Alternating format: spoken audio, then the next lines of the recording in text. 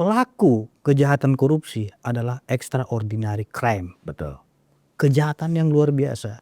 Kategori extraordinary crime itu apa saja. Jadi harus diketahui. Makanya saran saya agar memang sebenarnya kalau memang kasus-kasus seperti ini presiden gak perlu turun tangan lah. Kasihan beliau gitu loh. Sampai presiden turun tangan. Di sini disebutkan ya, menyatakan terdakwa Hasto Kristianto terbukti secara sah dan meyakinkan bersalah. Makanya kalau memang ada yang menganggap keputusan itu nggak benar, ya silahkan banding.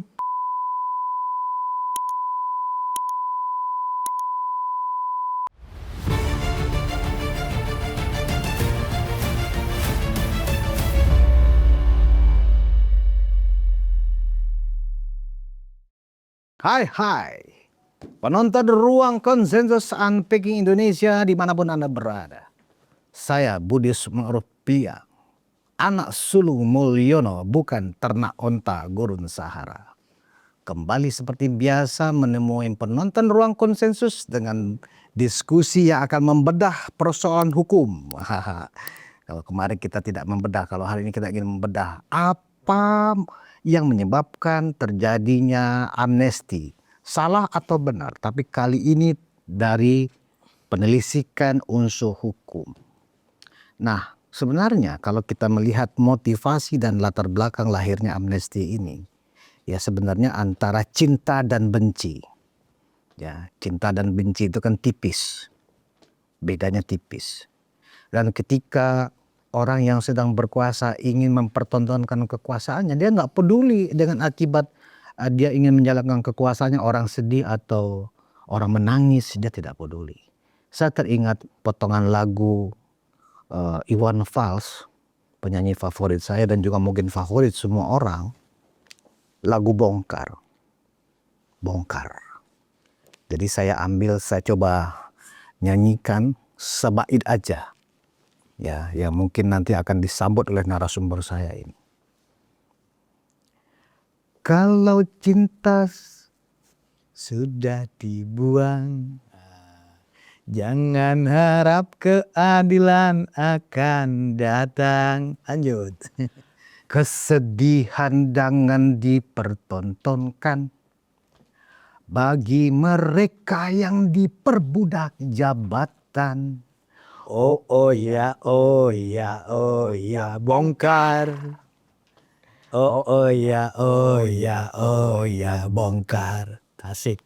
Kira-kira kita akan bongkar apa yang harus terjadi mestinya sebelum amnesti dan abolisi dikeluarkan oleh presiden. Saya sudah bersama pengacara kondang, doktor. Udah dokter belum sih? Kandidat doktor. Iya, kandidat dokter. Sebentar lagi. Prita Romandoni, yang dikenal dengan pengacara mawar. Selamat datang, Bang Prita. Malam, Bang Burius. Sehat selalu ya. Ya kan? Saya ngikutin busana Bang Pitra nih sebenarnya. Ya, ini adalah rompi. Santai sekali nih. Rompi keadilan. Rompi keadilan. Wah. Kalau kita nggak pakai rompi bisa masuk angin kita. Makanya kita pakai rompi. Ya, untuk menjaga keseimbangan ya. Iya. Ya, oke. Bang Pitra, hingga hari ini ya kan, pro kontra, tapi lebih banyak kontranya. Lebih banyak kontranya tentang keteledoran barangkali ya, keteledoran dari Presiden Prabowo dalam memberikan amnesti kepada pelaku atau terpidana kasus korupsi. Itu sampai sekarang nggak berhenti. Kita kadang-kadang membaca di sosial media itu kadang kasihan juga, aduh presiden kita habis ini gitu loh, ya kan. Nah, untuk mencoba membedah dari sisi hukum, karena kan juga publik harus diedukasi. Ya kan? Iya.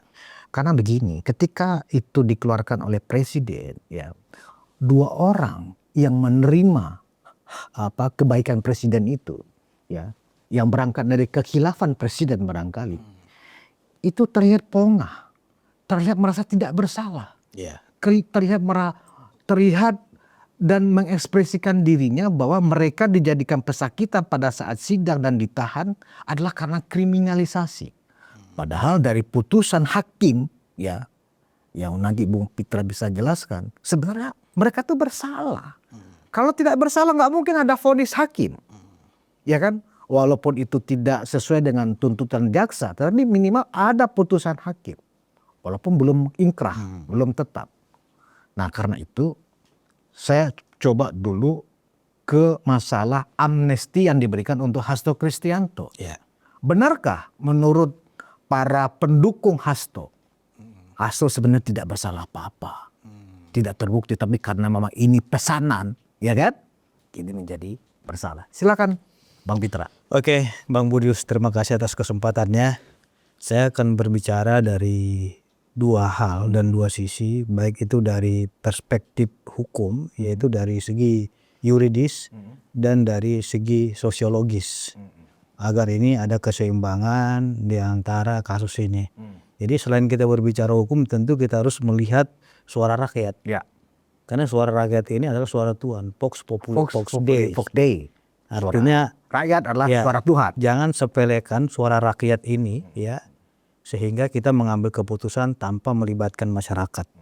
Ini yang akan menjadi persoalan apabila memang suara Tuhan tidak didengarkan, itu suara rakyat. Betul. Oke, saya ingin bicara dulu dari segi sosiologisnya, sebelum ke aspek yuridisnya.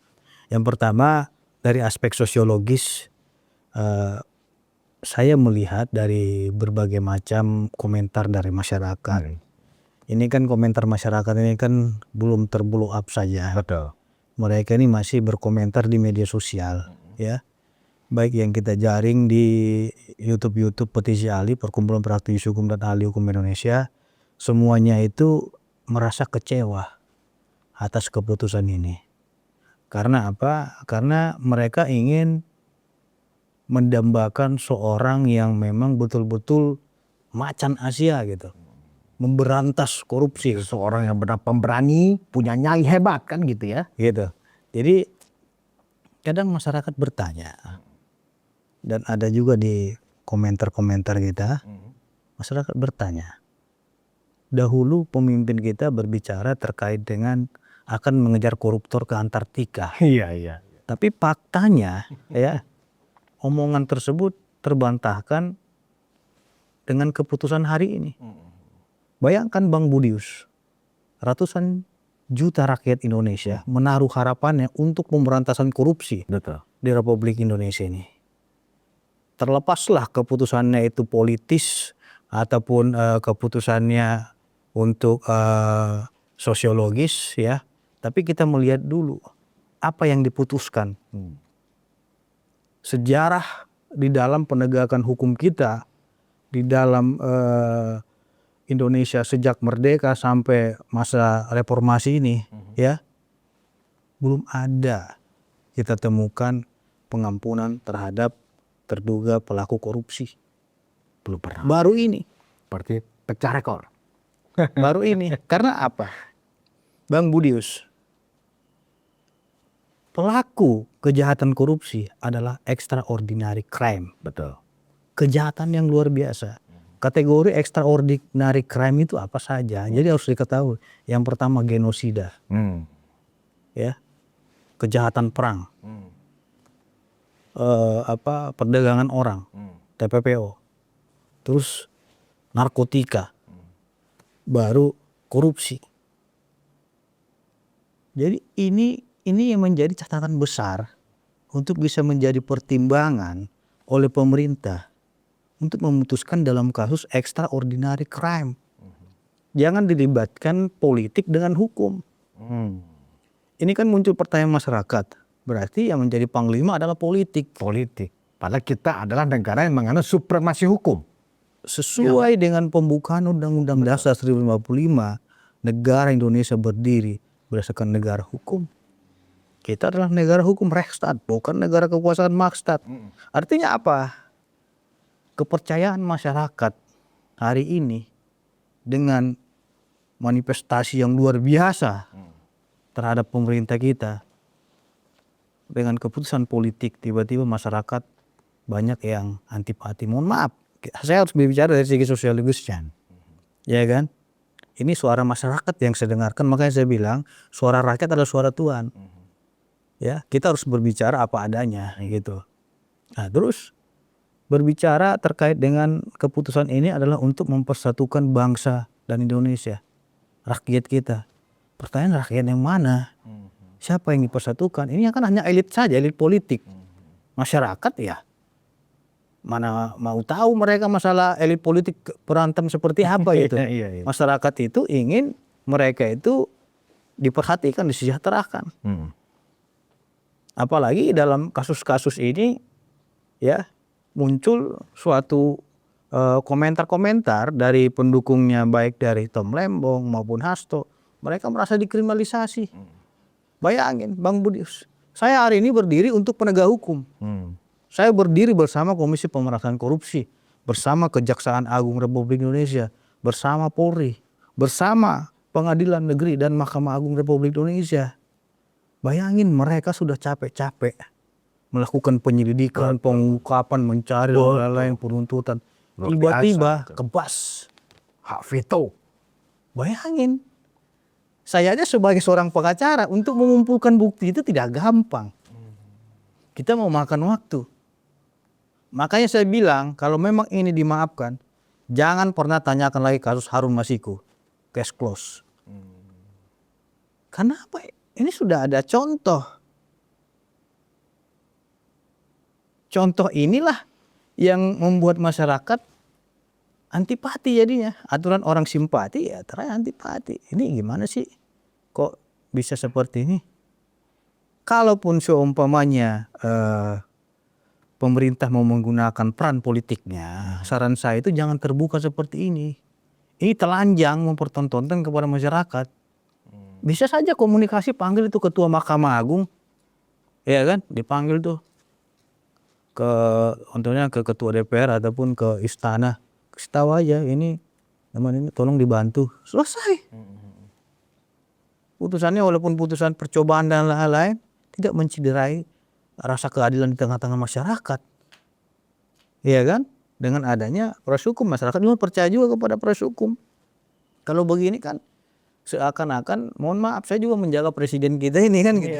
Jangan juga ada pihak-pihak yang sekitarnya itu membisikkan hal-hal yang tidak baik. Hal yang tidak baiknya apa? Karena sudah mencampuri proses hukum. Memang ya dari aspek yuridisnya itu kewenangan, tapi jangan lupakan aspek sosiologisnya ini. Ya.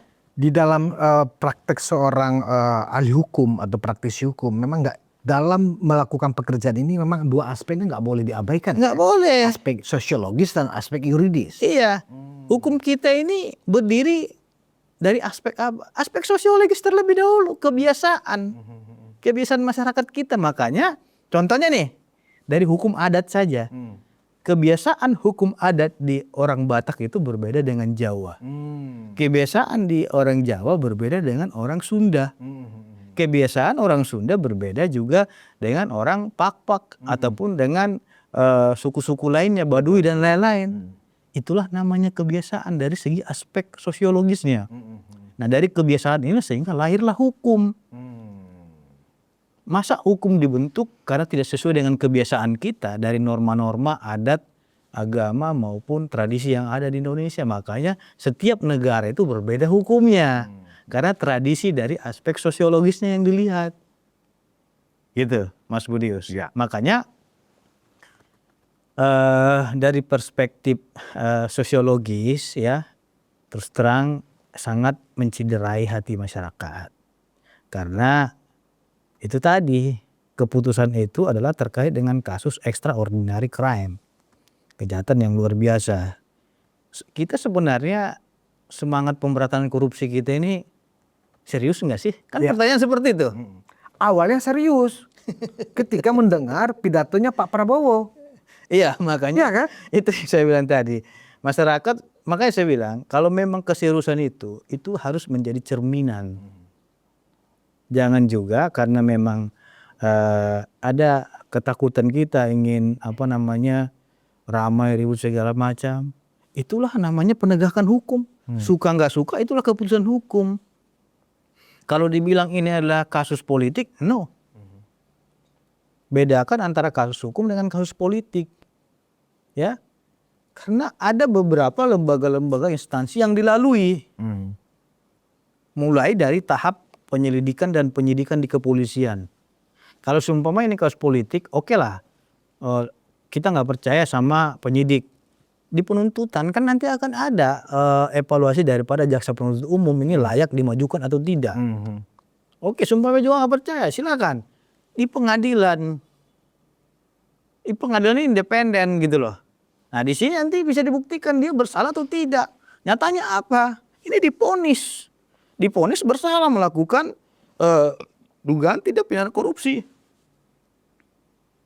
Nah, seumpamanya nggak keberatan juga, negara telah memberikan payung-payung hukum dan upaya-upaya hukum lainnya seperti apa? Banding ke pengadilan tinggi, nggak terima juga di Mahkamah Agung kasasi. Iya.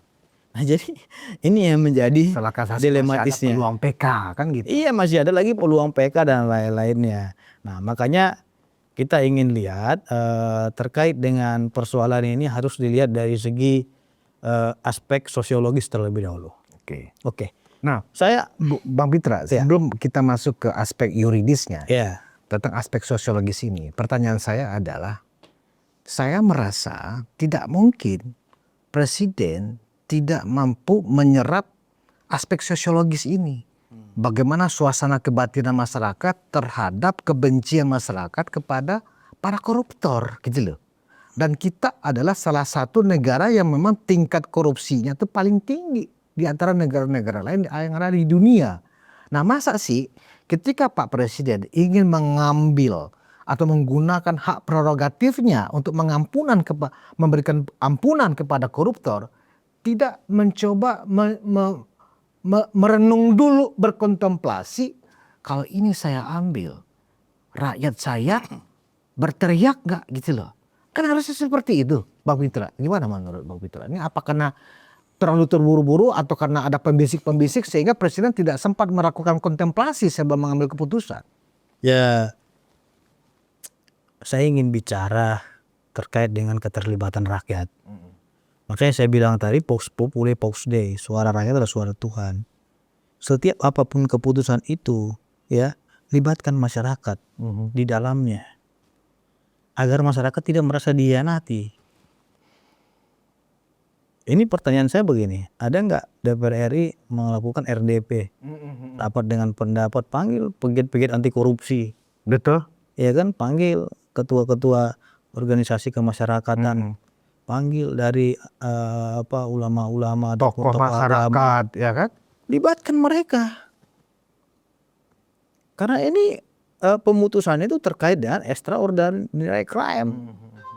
Lain halnya kalau memang kasus pencemaran nama baik, ya kan silakan aja lah. Iya.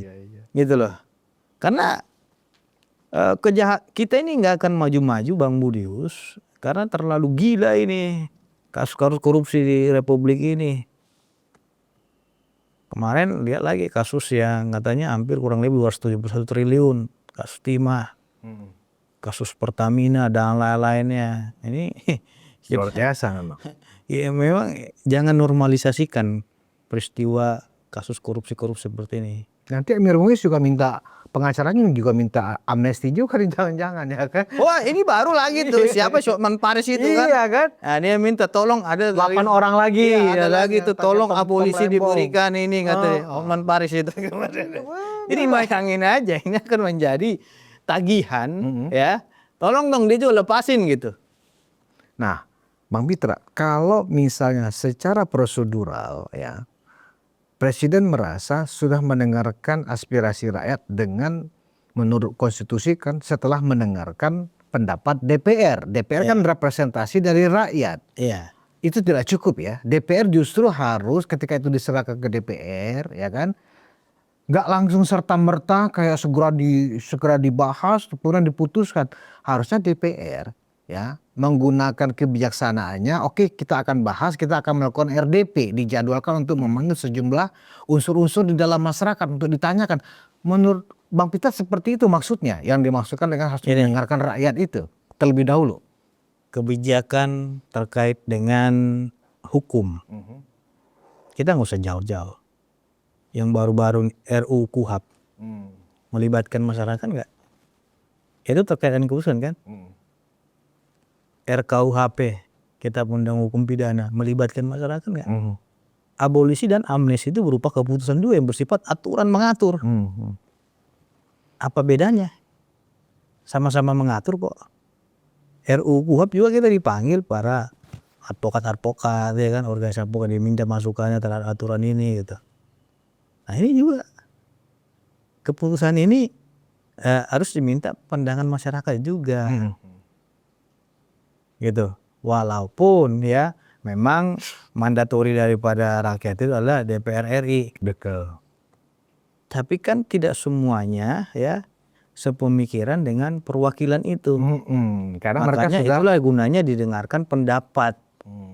Nah terlepas pendapatnya ada kontra apa segala macam, yang penting sudah dipanggil masyarakat ini. Itulah namanya keterbukaan publik tadi. sudah dilibatkan. Tapi yang menjadi persoalannya adalah Bung Budius, ketika pemberian amnesti sebanyak 1178 ini, nama orang-orangnya juga kita nggak tahu siapa aja. Cuman hanya 2 orang ya kan, 1 orang ya kan. Jangan juga kita beli kucing dalam karung. Iya.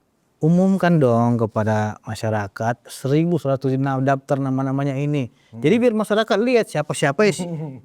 Apakah ada nama contohnya Sambo dan lain-lain. Lah kan kita nggak tahu. Benar. Jangan-jangan ada Setia Novanto. Ada Setnov dan lain-lain. Kita kan nggak tahu itu. Cuman disebutkan begini, 1178 diantaranya Hasto, kan gitu. Kan lucu. Makanya saya bilang, saya kira undang-undang keterbukaan publik sudah diatur di Republik ini. Apalagi terkait dengan kebijakan publik, harus diumumkan kepada masyarakat agar masyarakat tidak berpikiran suudzon, berpikiran negatif pada pemerintah. Saya berbicara ini untuk melindungi presiden dan untuk kebaikan pemerintah kita. Jangan juga, pengacara Mawar berbicara, pedas banget. Lebih bagus saya menyampaikan apa adanya untuk kebaikan bangsa. Iya, benar. Gitu loh.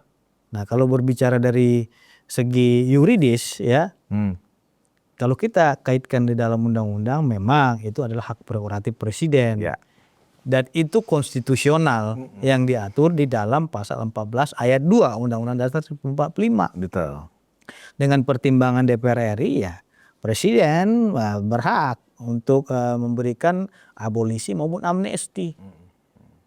Ada juga aturan selain Undang-Undang Dasar 45, yaitu Undang-Undang Nomor 11 Tahun 95 terkait dengan Undang-Undang Darurat. Abolisi dan amnesti tepatnya di pasal 4. Tapi proses pembagiannya ini yang berbeda, harus dipahami. Kalau amnesti itu penghapusan akibat hukum yang sudah terjadi. Berarti kalau amnesti itu bisa dikeluarkan suatu kasus yang sudah ketuk palu. Iya, udah ketuk palu. Nah, Oke. sedangkan di abolisi itu adalah penghapusan penuntutannya, ditiadakan. Berarti sebelum ketuk palu. Loh iya, penuntutan. Beda ternyata ya. Amnesti dan abolisi beda ternyata prosedurnya. Iya, itulah bunyi di pasal 4 Undang-Undang Nomor 11 Tahun 1995. Nah, dan di penjelasannya juga menjelaskan itu. Nah, ini saya bacakan penjelasannya biar kita juga mengerti. Di penjelasannya itu disebutkan pemberian amnesti, maka semua akibat hukum terhadap orang-orang yang dimaksud di atas itu dihapuskan. Jadi akibat hukumnya yang dihapuskan. Ya. Adanya putusan kan gitu. Terus pemberian abolisi adalah penuntutan terhadap orang-orang itu yang ditiadakan. Jadi harus dibedakan. Jadi antara penuntutannya yang ditiadakan dengan akibat hukum yang sudah terjadi. Hukumnya. Nah, makanya saran saya agar memang sebenarnya kalau memang kasus-kasus seperti ini presiden nggak perlu turun tangan lah. Kasihan beliau gitu loh, sampai presiden turun tangan. Kayak kejar setoran. Iya, kalau memang dia mau suruh aja Menteri Hukum dan HAM. Iya. Kasih remisi gitu. Ataupun dia udah kita kasih gerasi aja. Atau setidaknya dari segi politik panggil Ketua Mahkamah Agung. Tolong ini vonisnya seperti ini. Karena kepala negara kita ya presiden semuanya, Mahkamah Agung harus tunduk sama beliau. Baik itu KPK, Kejaksaan, Polri, semua dia sebagai pimpinan tertinggi, sebagai king gitu loh. Dalam persoalan keputusan apapun. Kenapa tadi saya bilang seolah-olah presiden mengambil keputusan ini serba cepat ya kan, bahkan mungkin melebihi kecepatan cahaya kan begitu, Ya. secepat kilat. Karena ini memang kejar setoran. Kenapa saya bilang kejar setoran? Pada saat yang sama kemarin kita semuanya tahu PDIP itu sedang ada kongres. Salah satu keputusan kongres yang ditunggu oleh seluruh kader PDIP adalah bagaimana sikap PDIP terhadap pemerintah. Ya kan? Nah, ternyata mungkin ada deal-deal ya, bargaining antara Presiden Prabowo dengan pihak PDIP, dalam hal ini mungkin Bu Mega, anggap begitu. Mungkin barangkali bahasanya mungkin begini. Ya kami akan menyatakan dukungan 100% kepada pemerintah kalau Hasto dibebaskan. Kan mungkin begitu ya, ini tafsir ya. Ya toh? Iya. Makanya ini menjadi kejar setoran, dan kongres itu kan pada hari kemarin itu sudah ditutup. Makanya dari hari Jumat atau hari Sabtu malam itu harus dikeluarkan. Nah ini kan berarti kejar setoran itu memang nggak bagus. Termasuk juga ketika mengambil keputusan-keputusan yang sangat sensitif. Ya. Ya, yang melibatkan yang itu tadi, aspek sosiologisnya. Vox Populi, Vox Dei, ini yang diabaikan oleh Presiden. Dan DPR secara politik memang sudah dilibatkan. Tetapi DPR juga harusnya segera, nggak serta-merta juga, oh kami sudah bahas nih, panggil seluruh fraksi. Ya kan, dari 8 fraksi mungkin sudah dipanggil oleh pimpinan DPR. Oh setuju, tanpa melibatkan, memanggil tokoh-tokoh masyarakat, ahli hukum, ya kan, tokoh agama. Kalau ini di permintaan presiden yang kita kabulkan, masyarakat kita menerima nggak? Karena ini adalah korupsi, ini adalah koruptor, kan begitu. Ini yang tidak dilewatkan, ini yang sengaja dilewatkan oleh DPR dan pemerintah. Makanya kita membaca, Bang Pitra, ada tuduhan dari masyarakat dan itu rame bahwa baik presiden, artinya eksekutif, maupun legislatif dan partai politik memang bersekongkol ya mereka ini untuk melindungi koruptor. Padahal kan itu hanya dugaan, nggak mungkin kan. Tetapi rakyat kecil yang lapar saat ini pasti tuduhannya hanya itu. Omon-omon muncul lagi, presiden omon-omon, hanya karena faktor kejar setoran atau tidak hati-hati dalam mengambil kebijakan. Apalagi tadi Bang Pitra menjelaskan dari aspek yuridisnya ternyata ada perbedaan. Saya tadi memaknai penjelasan Bang Pitra, harusnya Tom Lembong nggak berhak mendapatkan abolisi karena dia sudah divonis. Sementara abolisi menurut penjelasan undang-undang tadi, dia bisa berlaku kalau belum ada vonis. Artinya baru sebatas penuntutan dari jaksa. Nah ini gimana nih Bang Pitra kalau ini sudah kejadian?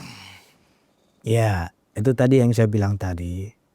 Karena memang ini terlalu terburu-buru juga. Kita juga kan kaget juga mendengarkan keputusan itu. Semua orang kaget. Tapi bagaimanapun cerita ini kan nasi sudah menjadi bubur. Betul. Mau nggak mau ya terima nggak terima, senang nggak terima sudah terjadi. Sudah terjadi. Tinggal ini nanti perbaikan ke depannya itu. Walaupun seumpama ingin memberikan abolisi ataupun amnesti kepada siapapun, tolong dipertimbangkan kategori-kategorinya. Yang layak mendapatkan amnesti ataupun abolisi itu siapa-siapa saja gitu loh. Jangan juga perkara-perkara yang memang menjadi perhatian serius masyarakat, atensi masyarakat ya. Dan memang kasus seperti extraordinary crime ini, seperti kasus perdagangan orang, TPPO kan gitu, genosida, kejahatan perang dan lain-lainnya, ada pengampunan dan lain-lainnya gitu loh. Kalaupun seumpamanya mereka tidak melakukan perbuatan itu, kita harus percayakan ini kepada pengadilan sebagai lembaga yang berdiri dan mandiri, yaitu yudikatif.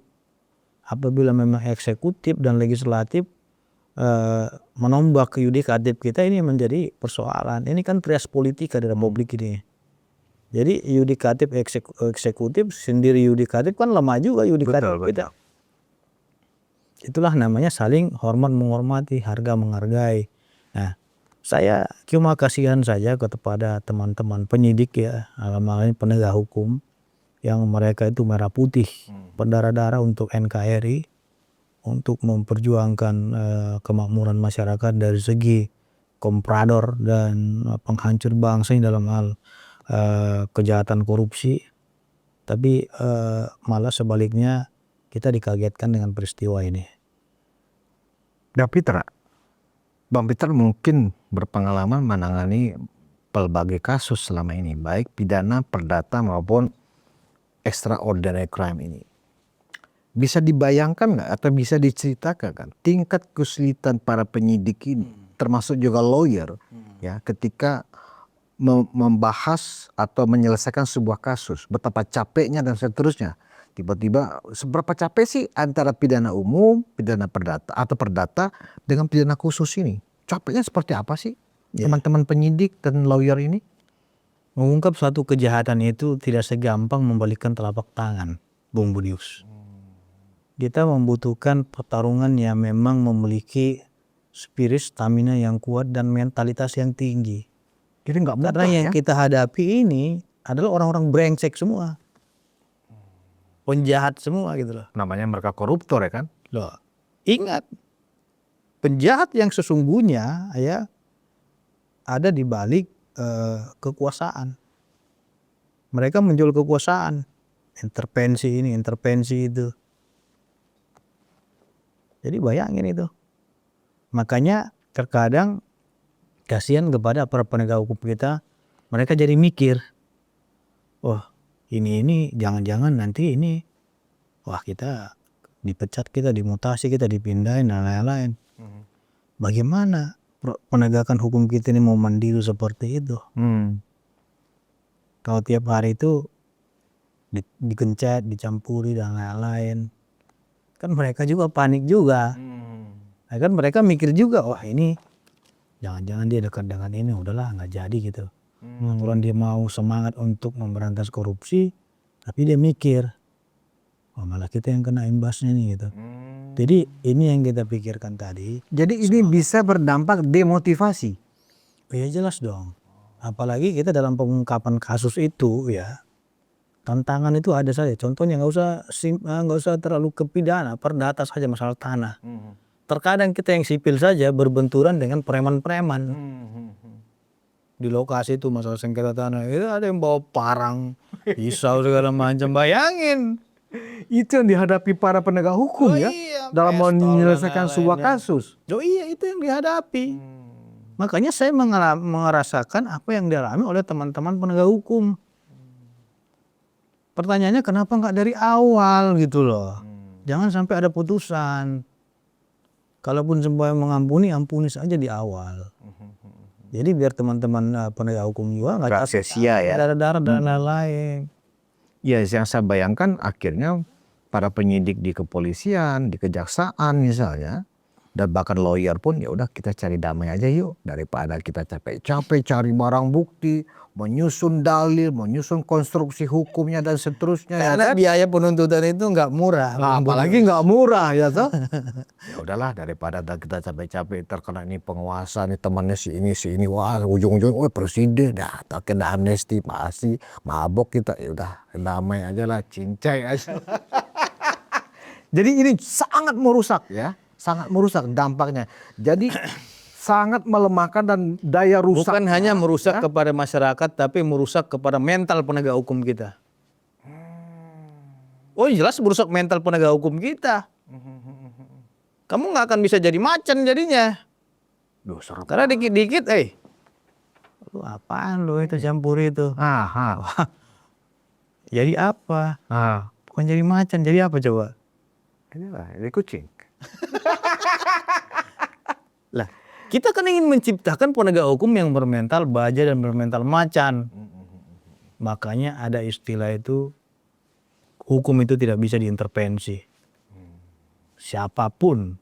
Kenapa di pengadilan itu, Bung Budius, tidak ada logo wali kota, gambar gubernur di belakang. Iya, tidak ada gambar presiden, wakil presiden gitu. Yang ada apa? Garuda Pancasila. Hanya burung Garuda ya kan? Artinya walaupun berbeda-beda kita tetap satu jua. Iya. Tidak ada yang bisa intervensi pengadilan. Makanya nggak ada tuh gambar apa di situ, pejabat-pejabat. Benar. Hanya Pancasila. Benar. Merah putih ya kan? Merah putih. Iya. Ini yang nggak terpikirkan oleh banyak orang, Bang Fitra. Kenapa? Ternyata keputusan yang berdamai dengan para koruptor ini daya rusaknya luar biasa ternyata. Pertama, presiden otomatis kehilangan kepercayaan yang dalam dari masyarakat. Yang kedua, presiden sama aja mematikan semangat penegak hukum dalam memberantas korupsi dan membasmi kejahatan. Karena ternyata supremasi hukum ya sudah kalah, sudah ada di bawah ya dibandingkan dengan supremasi kekuasaan, supremasi kepentingan dan kekuasaan politik seorang penguasa, dalam hal ini presiden. Ini ngeri sekali Bang Pitra. Lantas kita sebagai rakyat ya harus bagaimana? Ya, memang saya dari segi keputusan itu hati nurani kita juga menolak gitu kan. Tapi dari aspek yuridis ya memang itu sah secara hukum. Tinggal kita mau melihat mana, mau melihat masyarakat kita kah, atau mau melihat dari aspek yuridis kita. Sebenarnya kalau yang abolisi dan amnesti itu nggak ada masalah sepanjang itu bukan extraordinary crime. Iya benar-benar. Nggak ada masalah. Kalau misalnya selama ini kan yang kita tahu amnesti Ya itu kayak kan pencemaran nama baik, terorisme, misalnya iya kan? pencemaran nama baik, Iya, ya kan? nggak ada masalah. KPK sendiri juga kan merilis sepanjang sejarah berdirinya KPK. Pada tahun 1961 aja zaman pemberontakan Soeharto itu yang dipimpin di Aceh ya, itu dikasih abolisi amnesti, pemberontak nggak ada masalah. Artinya sifatnya politis ya kan? Ya politis. Korupsi nggak ada. Itu bukan kritis lagi, tapi itu untuk memperkaya diri sendiri, Iya. merugikan bangsa dan negara, itu, dan merugikan rakyat Indonesia. Karena kejahatan korupsi itu adalah kejahatan tersembunyi. Itu namanya kejahatan main mata. Kita nggak tahu-tahu tiba-tiba, oh dia udah meledak aja sendiri gitu. Masyarakatnya gigit jari. Iya. Kalau meledak sama-sama masyarakatnya juga rakyat, masalah juga enak juga udah nggak apa-apa. Tapi bagi-bagilah Ada rata gitu. lah ya kan. Jangan main-main sendiri gitu kan. Nah, ini asalnya seperti itu. Iya. Nah, Bang Pitra, ini seharusnya kepada kedua kubu, ya kan anggaplah dua orang ini tokoh nih yang menerima amnesti dan abolisi ini. Kita kan sebenarnya sudah rakyat ini terluka, ya kan, dengan kebijakan presiden. Mereka juga semakin menyombongkan diri kalau kita lihat respon kubu mereka nih masing-masing. Dengan mengeluarkan pernyataan-pernyataan yang makin menusuk-nusuk. Misalnya mereka mengatakan ya bahwa inilah bukti kriminalisasi hukum yang dilakukan kepada teman mereka, petinggi mereka, sahabat mereka, itu ternyata zolim. Nah, Tuhan berpihak kepada orang yang zolim. Akhirnya terbukti dibebaskan. Artinya kan ini makin menimbulkan musuh dari masyarakat awam, masyarakat umum yang merasa, loh berarti kita harus menjadi anggota partai nih kalau kita ingin dilindungi oleh hukum. Artinya kan tidak menimbulkan efek jera. Mereka sombong. Dilihatkan di sosmed mereka, oh mereka lagi berpesta, makan-makan, ketawa-ketawa. Sangat-sangat tanda kutip menjijikkan. Yang paling parahnya lagi katanya ini ujung-ujungnya ke Jokowi. Itu dari saya lihat di beberapa stasiun TV, oh ini adalah ulah Jokowi, badainya di sana katanya. Benar. Akhirnya apa? Bazar-bazar mereka akhirnya habis membuli Pak Jokowi. Inilah kalau pokoknya aduh gak enak deh dibacain komentar-komentar mereka yang akhirnya mengarah kepada Pak Jokowi. Ini kan gak benar seperti ini. Iya kan? Nah, Bang Pitra, ke depan kita tentu juga harus berpikir apakah sebenarnya mereka ini salah gak sih sebenarnya? Karena ada juga yang mengaku Hasto itu gak salah. Orang dia gak memperkaya diri sendiri, ya kan? Hanya dia menggunakan uangnya untuk digunakan oleh anggotanya untuk menyuap. Nah itu dianggap gak bersalah, gak ada dalam dakwaan. Begitu juga Tom Lembong. Terbukti Tom Lembong bahkan dibilang gak ada mensreanya. Dan tidak terbukti memperkaya diri sendiri. Gimana tuh memahaminya? Pertama media ini saya tunjukin putusannya ini, putusan Hasto. Di sini disebutkan ya, menyatakan terdakwa Hasto Kristianto terbukti secara sah dan meyakinkan bersalah melakukan tindak pidana turut serta melakukan tindak pidana korupsi berupa pemberian suap secara bersama-sama dan berlanjut sebagaimana dakwaan kedua alternatif pertama, yaitu pasal 5-nya. Berarti jelas ya, terbukti bersalah dan sah. Ya kan, jaksa penuntut umum itu kan ada 2 dakwaan. Ya, yang pertama terkait dengan korupsinya, yang kedua alternatif kedua itu terkait dengan suapnya. Oke. Yang digunakan dalam undang-undang tindak pidana korupsi. Pertanyaan saya simpel saja begini. Oke, ini uang saya. Menyuap kepada orang untuk kepentingan sesuatu tujuan itu diperkenankan nggak itu? Tidak mestinya. Lah iya itu tadi. Berarti memang kalau orang-orang PDIP membela Hasto bahwa Hasto terbukti tidak bersalah, ternyata salah. Ternyata itu tidak benar ya. Terbukti dari bacaan kesimpulan majelis hakim, amar putusannya jelas kok kalimatnya seperti yang Mang Pitra bacakan tadi. Terbukti bersalah dan sah. Ya, yang di sini ini saya baca lagi ya. Di poin 3-nya itu amar putusannya menjatuhkan pidana kepada terdakwa Hasto Kristianto dengan pidana penjara selama 3 tahun dan 6 bulan dan pidana denda sebesar 250 juta. Dengan ketentuan apabila dana tersebut tidak dibayar diganti dengan pidana kurungan selama 3 bulan. Ini terponis. Jelas. Terponis pidana gitu. Jadi penonton Ruang Konsensus harus paham. Kalau kita mendengar penjelasan dari teman-teman PDIP bahwa sekjen yang nggak bersalah, terbukti itu hoax. Ya, Terbukti hakim mengatakan Hasto sudah resmi terpidana. Vonisnya sudah jelas. Bahwa itu belum inkrah, iya. Tapi ini adalah amar putusan yang dibacakan oleh Bang Pitra. Kalau Tom Lembong gimana? Tom Lembong jelas. Kita berbicara sesuai dengan by data. Karena kita nggak mau praktisi hukum yang omon-omon gitu kan. Nih, Kok presidennya yang omon-omon? yang pertama mengadili, menyatakan ya, terdakwa Thomas Trikasih Lembong telah terbukti secara sah dan meyakinkan bersalah melakukan tindak pidana korupsi secara bersama-sama sebagaimana dakwaan primer, dakwaan pokoknya. Ya.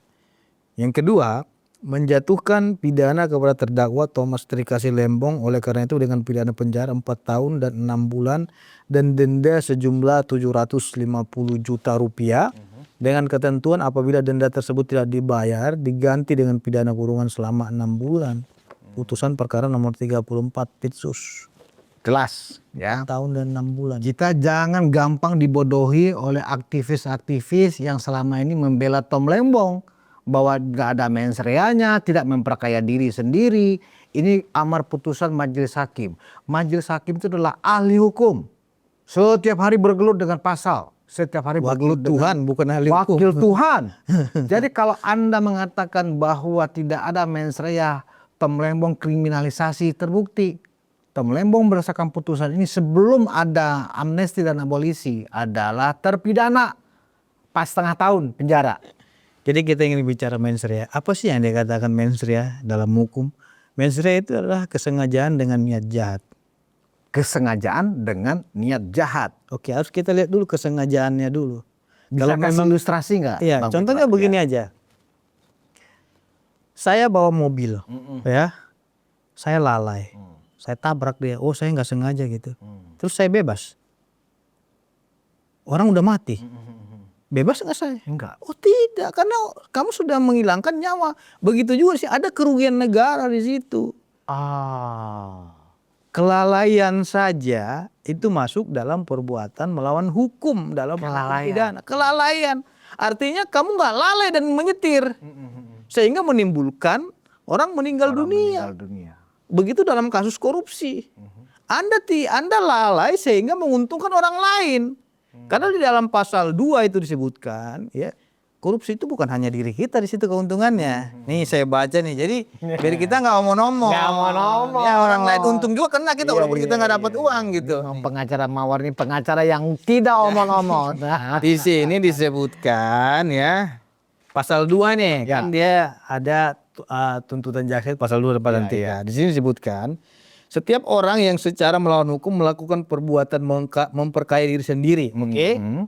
Ada kata ataunya, atau itu adalah pilihan, atau orang lain. Nah, gitu loh itu, atau orang lain. Jadi nggak hanya bukan diri dia. sendiri. Nah, ada lagi ataunya.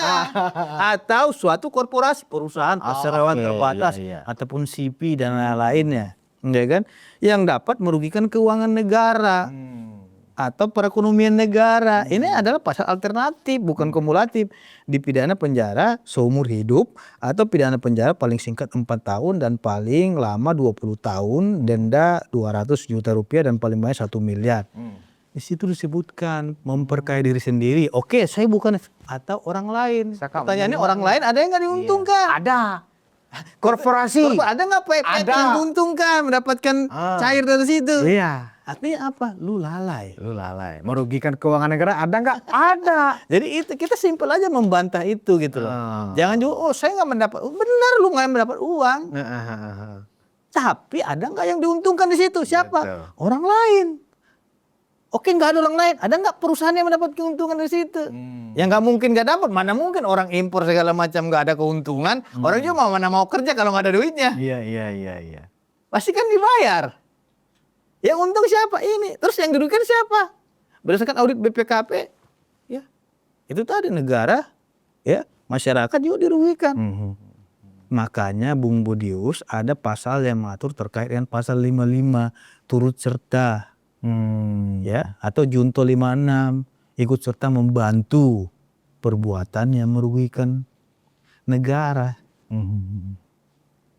Jadi berbicara terkait dengan Undang-Undang Tipikor, kita harus baca pasalnya. Nah, Jangan kita hanya mengobrol omon-omon kepada masyarakat. dilihat dari dakwaan jaksa dan kemudian amar putusan ini, Bang Pitra, bisa nggak ini ditafsirkan kasus Lembong dan Hasto ini adalah kriminalisasi hukum seperti yang selama ini mereka gembar-gemborkan? Kalau kriminalisasi itu pengertiannya adalah suatu perbuatan yang orang lain tidak lakukan, tapi dipaksakan ia melakukan perbuatan pidana. Sama seperti kasus ijazahnya Pak Jokowi. Pak Jokowi dituduh ijazah palsu, padahal itu harus mengklarifikasi UGM, kepolisian, ya KPU dan lain-lain. Tapi dipaksakan itu harus ijazah palsu. Itu baru kriminalisasi. Kriminalisasi. Oh, oke. Memaksakan kehendak terhadap itu bukan perbuatan pidana. Nah persoalannya adalah ini sudah melalui tahapan-tahapan proses hukum baik di kepolisian, kejaksaan, ya pengadilan, dan itu semua sudah diadili. Nah terlepas ini belum berkekuatan hukum tetap karena ada abolisi dan amnesti, ya itu never mind lah, ya kan, silakan aja. Tapi yang pasti prosesnya ini sudah sesuai dengan kaidah hukum. Makanya di dalam penegakan hukum kita, hukum itu tidak bisa diintervensi dari segi perspektif teorinya. Ya kan, kita harus belajar teori juga. Nah, tapi berdasarkan Undang-Undang Tipikor di sini juga pasal 3 disebutkan juga di sini. Setiap orang dengan tujuan menguntungkan diri sendiri atau orang lain atau korporasi menyalahgunakan kewenangan, kesempatan atau sarana yang ada padanya karena jabatannya. Dia menjabat sebagai apa di situ? Dia kasih kewenangan dan lain-lain orang, tapi dia nggak tahu impactnya apa terhadap negara, merugi atau tidak. Ini pengertiannya. Atau kedudukan yang dapat merugikan keuangan negara atau perekonomian negara dipidana dengan penjara seumur hidup. Seumur hidup. Bayangin Bung Budius, kalau memang Anda merasa dikriminalisasi dengan pasal, silakan judicial review ke Mahkamah Konstitusi. Tidak ada yang mengkriminalisasi. Yang mengkriminalisasi adalah pasal. Pasal itu sendiri yang mengkriminalisasi. Tuduhan, Karena diminta pertanggungjawabannya gitu. tuduhan ini adalah kriminalisasi hukum kepada dua orang ini karena alasan-alasan yang disebut politis, itu tidak relevan dari dakwaan dan amar putusan. Iya, karena pegangan kita putusan ini. Betul. Ya, pegangan kita putusan ini menjadi pijakan kita sebagai orang hukum. Pegangannya apa? Putusan. Karena kan muara daripada berperkara kemana ya? Di pengadilan. Pengadilan memutuskan dia bersalah. Ya kita harus hormati. Makanya ada asas yang mengatakan apa namanya itu, keputusan hakim itu harus dianggap benar. Itu dalam asas itu mengatakan Itu azas ya. iya, apa yang diputus oleh hakim harus dianggap Harus dianggap benar. iya. Makanya kalau memang ada yang menganggap keputusan itu nggak benar, ya silahkan banding. Oh, jadi yang dimaksud banding itu ke pengadilan di atasnya. Iya. Kalau banding. para pihak ya tidak Oh, menerima bahwa keputusan hakim itu belum dianggap benar. Iya, banding. Oh, oke. Itu yang dimaksud Maka harus banding. dihormati. Kasasi juga begitu. Kasasi juga begitu. Oh. Tapi kalau udah kasasi udah ingkrah nggak bisa lagi. Nggak bisa lagi. Sudah tingkat Udah paling ingkrah. tinggi. Ya kan, makanya bagaimanapun asumsi kita putusan itu harus dianggap benar. Karena beliau-beliau itu adalah wakil Tuhan. Makanya tangan dia ke surga, tangan dia ke kiri. Dia mengambil dengan hati yang jernih. Karena pertanggungjawaban dia selain kepada masyarakat, kepada Tuhan. Karena dia yang mengadili. Kita percayakan kepada itu. Nah terus kalau kita nggak percaya kepada lembaga peradilan kita, kepada siapa lagi kita percaya untuk mencari keadilan? Aduh, ini rasanya sangat-sangat tragis rasanya, Bung Vito. Apa yang dilakukan oleh Pak Presiden kita ini. Dilihat dari penjelasannya, harusnya Presiden sebelum memutuskan harus mendengar dulu, harus membedah dulu ya dari para ahli hukum. Iya. Ya melihat kasusnya, benar gak sih mereka ini korupsi? Coba baca amar putusannya, wah benar kan gitu loh. Nah ini kan sudah terpapar dengan baik dari Bang Pitra ya, baik Hasto maupun Tom Lembong ya, dari dakwaan dan amar putusan terang benderang mereka itu memiliki dasar yang kuat untuk dikenakan 3,5 tahun penjara dan satu lagi 4,5 tahun penjara plus denda, ya kan? Kenapa sudah jelas begini tiba-tiba Presiden ya memberikan pengampunan kepada mereka? Ini kan jelas-jelas masuk akal. Nah sekarang begini Bang Pitra, sebagai bagian akhir dari diskusi kita ini, tentu kita nggak hanya sekedar mengkritik Presiden. Karena tugas kita sebagai civil society, ya sebagai masyarakat tentu manakala pimpinan kita salah kita ingatkan dengan memberikan kritik.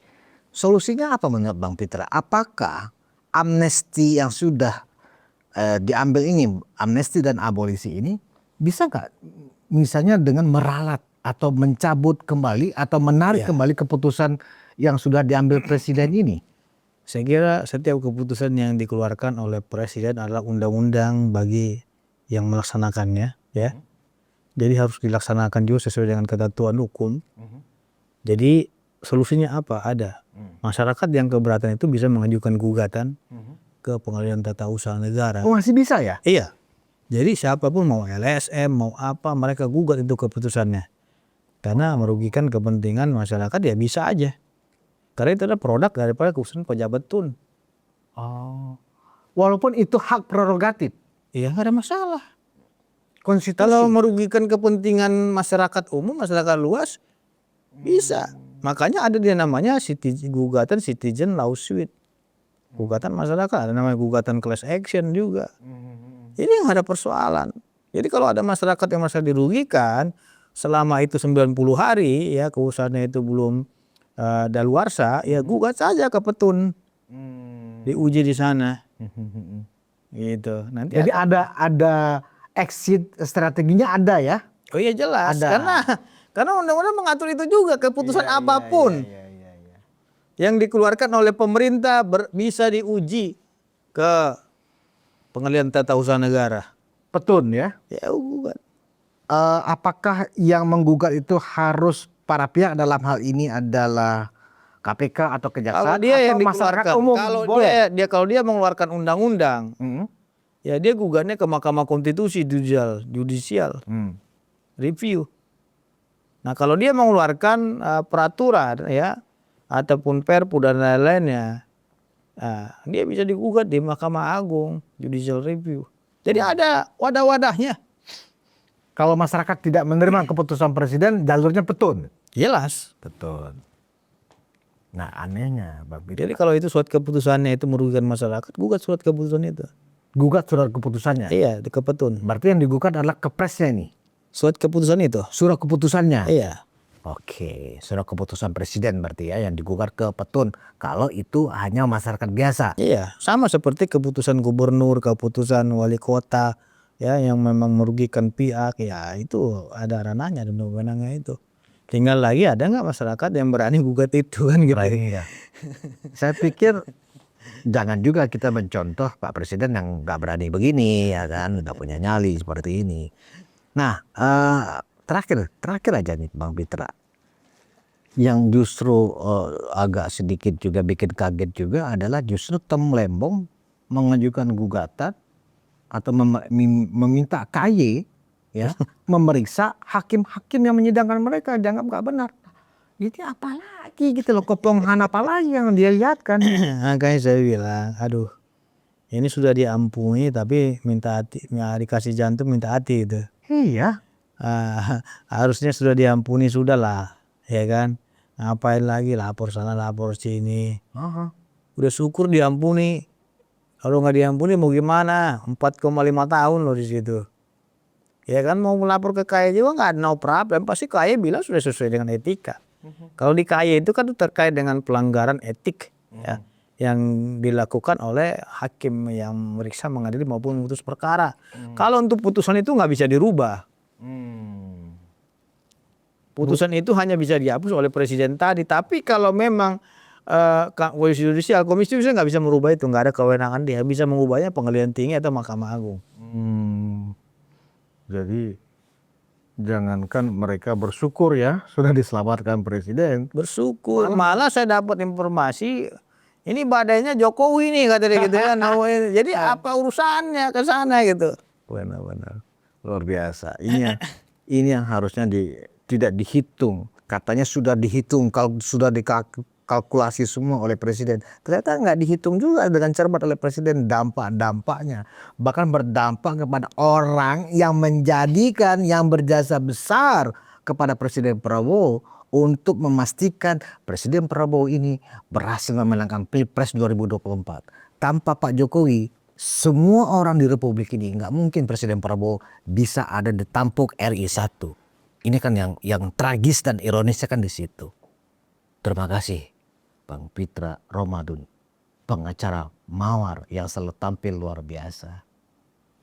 Penonton Ruang Konsensus Unpacking Indonesia, diskusi kita nggak terlalu lama dengan Bang Pitra, tetapi sangat menarik sekali. Ternyata memang apa yang sudah dilakukan oleh Presiden Prabowo dengan mengeluarkan amnesti dan abolisi kepada Hasto dan Temlembong ini ternyata masih ada celah.